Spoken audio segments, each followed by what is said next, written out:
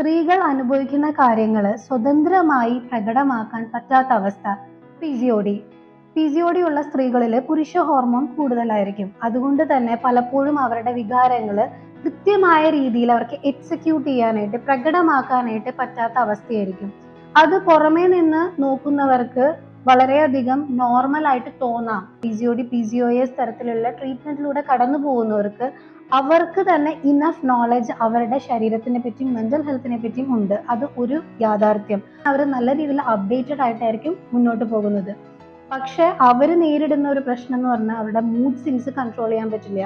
പല സമയത്തും അവർ പീരീഡ്സ് ആവാത്ത മാസങ്ങൾ അല്ലെങ്കിൽ പീരീഡ്സ് ഡിലേ ആവുന്ന മാസങ്ങളിൽ അവരുടെ മൈൻഡിലോട്ട് വരുന്ന disturbance it is just beyond words ആണ്. ഒരു നോർമൽ റെഗുലർ പീരീഡ്സ് ഉള്ള ഒരു സ്ത്രീയുമായിട്ട് അവരെ കമ്പാരിസൺ ഒരു കാരണവശാലും പാടില്ല.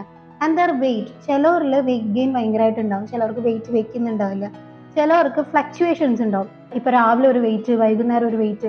അത് അവരുടെ ഫുഡിങ് കൊണ്ടല്ല, ബോഡി സ്വെല്ലിംഗ് കൊണ്ട് ഉണ്ടാവുന്നതാണ്. അപ്പൊ നമുക്ക് ജനറൽ ആയിട്ട് ഇന്നൊരു ട്രീറ്റ്മെന്റ് ഫലിക്കുമെന്ന് പറയാൻ പറ്റില്ല. അത് നമുക്ക് ടെയിലേർഡ് ആയിട്ടുള്ള ഒരു ഡയറ്റ് ആണെങ്കിലും ട്രീറ്റ്മെന്റ് പ്ലാൻ ആണെങ്കിലും നമുക്ക് കൊടുക്കാൻ പറ്റുള്ളൂ.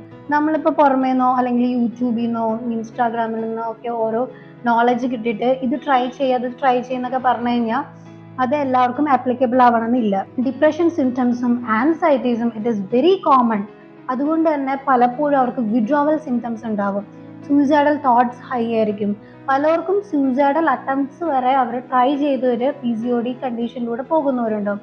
സോ കൃത്യസമയത്ത് നമ്മൾ സപ്പോർട്ട് കൊടുക്കുന്നത് എന്താണെന്ന് പറഞ്ഞാൽ നമ്മൾ ഈ ട്രീറ്റ്മെന്റ് പ്ലാൻസോ കാര്യങ്ങളോ ഒന്നും എല്ലാവർക്കും കൊടുക്കേണ്ടത്. Just be their good listener.